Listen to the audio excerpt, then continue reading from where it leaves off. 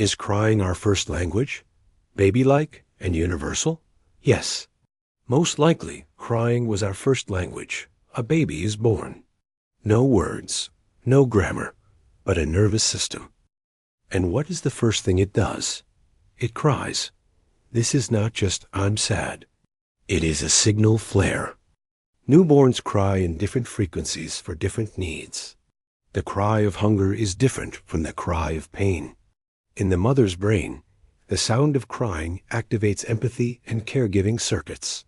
Evolutionarily, crying is a keep me alive alarm. Crying equals survival code. A being that does not yet know language is already influencing the world through vibration. Crying is not just a sound. It is a frequency call. I am here. I don't want to be alone. Connect with me. And it is universal. A baby in Japan cries. A baby in Africa cries. A baby in Norway cries. No one teaches it. Speech is the upper floor of the brain. Crying is the lower floor. The upper floor is culture. The lower floor is biology. That is why crying is universal. Speech is not. If someone speaks German, you may not understand.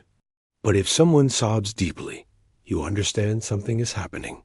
Because crying is the language of the limbic system, the naked form of emotion. There are adults who cannot cry. Why? Because society teaches, use words. Don't be weak. Stop. Men don't cry. You're exaggerating. The brain learns. Crying equals danger. And the software shuts itself down, not consciously. Automatically, the nervous system runs on 3 basic responses: fight, flight, freeze. An adult who cannot cry is often in freeze mode. This is not strength. It is defense. When emotion is suppressed for too long, the sympathetic system stays activated. The result?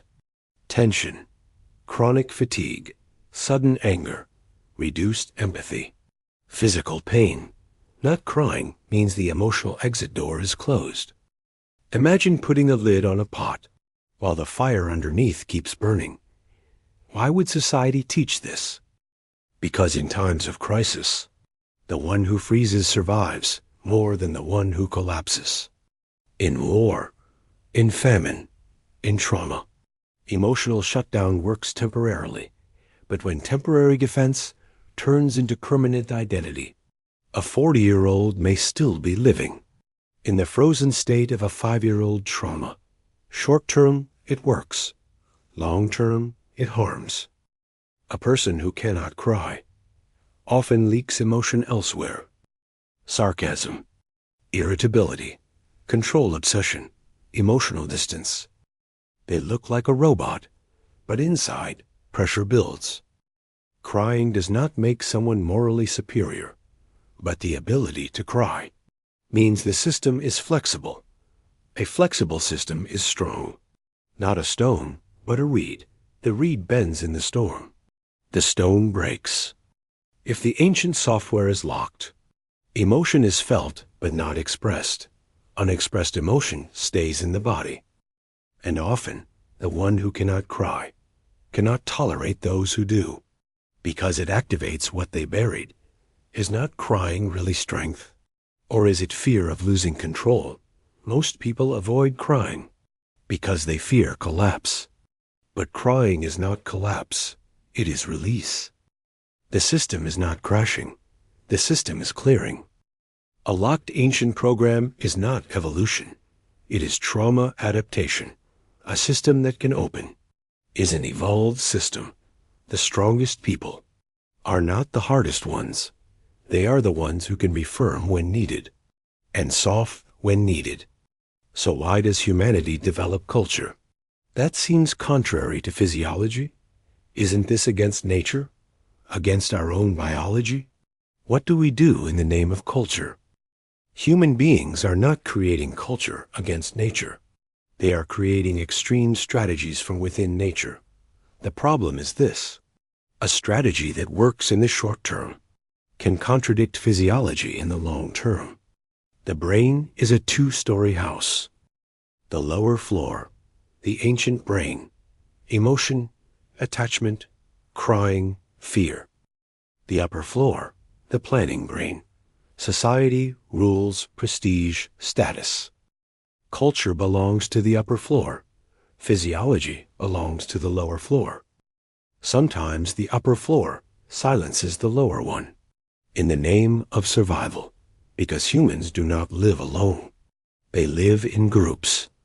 To stay in the group means to be accepted, and to be accepted, certain things get suppressed. Don't show weakness. Don't cry. Don't be different. Don't question too much. Culture often rewards conformity, not emotion. Is this against nature? Strangely, no. In nature, wounded animals hide weakness. Some species avoid showing vulnerability in the herd. Alpha posture is imitated, but humans exaggerated this. Because we built a symbolic world. Money, honor, reputation, image, status. These are not biological, but for the brain, they are real. Here is the great paradox. Our physiology is Stone Age. Our culture is Silicon Age. The nervous system is still in Savannah mode. Culture is in LinkedIn mode. Technology evolved fast. The nervous system updates slowly. Back to crying. In crisis eras, emotional hardness worked. War, famine, migration. Don't cry. Endure.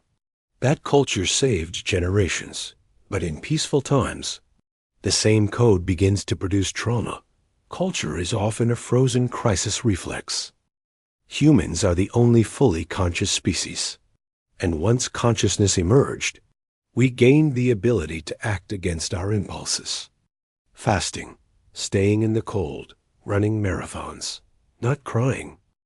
These look unnatural, but they are forms of will training. Yet every training has a limit.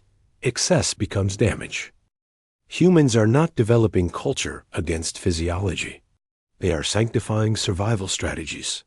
And once something is sanctified, it becomes unquestionable. That is where the real problem begins. Perhaps the true nature of the human being is the ability to move against nature. Culture is not outside nature. It is a deviation emerging from within it. But when deviation loses direction, it begins to dry out its own roots. So the final question remains, are we managing culture, or is culture programming us?